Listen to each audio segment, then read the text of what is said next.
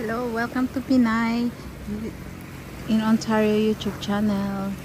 Guys, ngayon ay nandito ako sa malapit sa Balatero Port. Ayan, halos yung yan lang yung Balatero Port. Tapos nag-stop over lang kami. Galing kami sa swimming.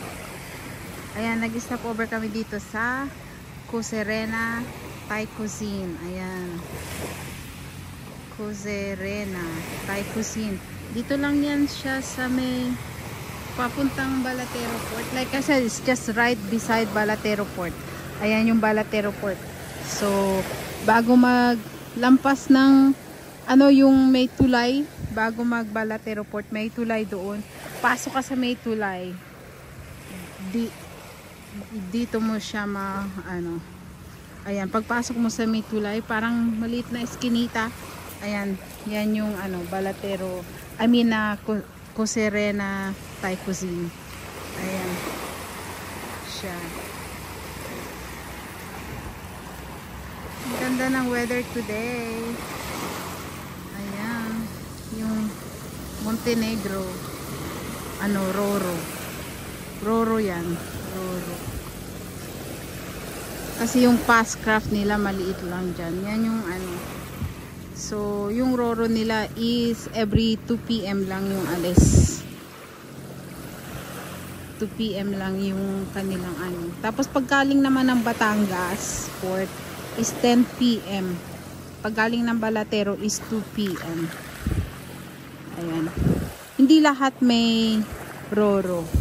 Ang alam ko Montenegro,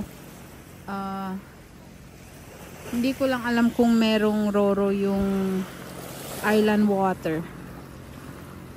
Tapos meron pa yung Galleria o Galarian. Tapos yung Montenegro. Ayan. Ayan siya, guys. Tignan nyo. Pwede rin mag-swimming dito. Ang ganda rin ng tubig. Linaw. Buti dito hindi masyadong rough. Doon sa pinag-swimmingan namin, masyadong maalon kanina. Pero ayan, nag-enjoy din. Kaysa naman na ka lang sa loob ng bahay. Na-stuck ka lang. Ayan. Tingnan nyo yung view. Ito yung ini-enjoy ko dito. Napaka-relaxing yung kanilang mga scenery. Yung tingnan nyo. And they are very content with their life. Kung anong meron sila, kontento sila. Tingnan nyo yung mga bata, naglalaro. Ayan, tingnan nyo. Diba? They find a way to they find a way na mabisi sila. Ganda. Sobrang kontento sila sa buhay. Kung ano meron sila. Hindi kagaya ng ngayon na puro gadget. Ayan, tingnan nyo. Nakakatuwa yung bata. Diba? Walang gadget. Gawa sila paraan para makapaglaro sila. Tingnan nyo. Pati si Lola naglalaro na rin. Ganda. Ayan. Ito lang yata yung Thai restaurant dito sa may Balatero sa Puerto Galera. Most of the restaurant nakita ko French, Italian, mga European restaurant. Madami dito. Pero ito yung Thai na nakita namin.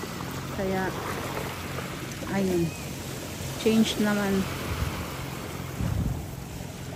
Palagi doon sana kami ulit sa pupunta sana kami ulit sa Luca, sa may Italian. Sabi ko dito naman subukan na rin. Kasi nung pumunta kami dito, subukan sana namin siya, sobrang puno ng tao. Tapos kararating lang.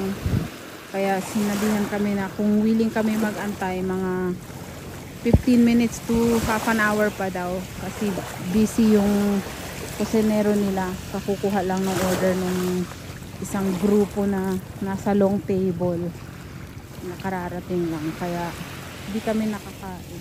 So ngayon I think kami pa yung unang customer nila, kaya yan, matikman nga namin yung pagkain kasi maganda yung review nila. Kung titignan nyo online, maganda yung review nila, masarap daw yung pagkain. Ayan, yan yung Kuserena Thai Cuisine.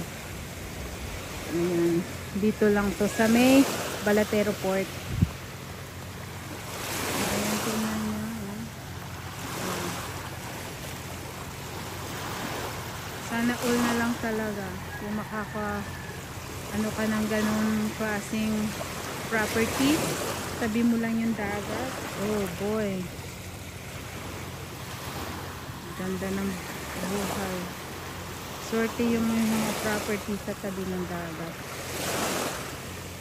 Ayan.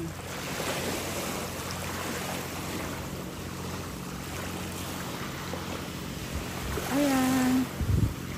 At saka pagka papunta ka pala ng Mindoro, guys, meron silang terminal fee dito. Terminal fee or environmental fee. Environmental fee pala 120. Pero pagka residence ka na dito, hindi ka na magbabayad noon. Kagaya namin, nandito na kami since April. Doon na kami pumapasok sa may residence gate, yung entrance ng residence gate. Tatanong ka lang kung saan ka. Ayun, sabihin mo lang Santo Niño, wala nang tanong-tanong pa na iba, pasok na. Kagaya nung 3 weeks ago, yung dinala ko yung family ko galing Zamboanga City. Yung mga bata libre, senior is 100, regular is 120. So yung dalawa, isang kapatid ko, tapos yung isa kong ate na senior, tapos yung isang pamangkin ko, may bayad sila. So yun lang. Tapos yung kapalit nun sa beach, libre. Kaya yun, worth naman bayaran mo yung 120 nila kasi wala namang mga entrance fee yung kanila mga beach. Magsawa ka maghapon dyan kung gusto mong maligo. Kahit na maghapon ka pa, magdamag ka pa dyan, libre yung beach nila. Unless pupunta ka sa private, may entrance fee na 50 pesos. Yun lang naman, 50 pesos. Ayan lang guys, gusto ko lang pakita sa inyo itong Kuserena Thai Cuisine Restaurant. Tabi lang siya ng dagat. Ayan, yan lang siya. Pag nasa highway ka, lampas lang ng tulay bago magbalatero port. Yun, kakanan ka kung galing ka sa Puerto Galera. Pag galing ka naman sa Balatero, bali sa kaliwa side, left hand side mo naman. Ayan lang. Enjoy din guys pag may time, hindi lang puro trabaho. Ayan, thank you everyone sa mga sumusuporta ng aking maliit na YouTube channel. Maraming salamat sa inyo guys. I really appreciate every single one of you. Thank you guys. Bye for now.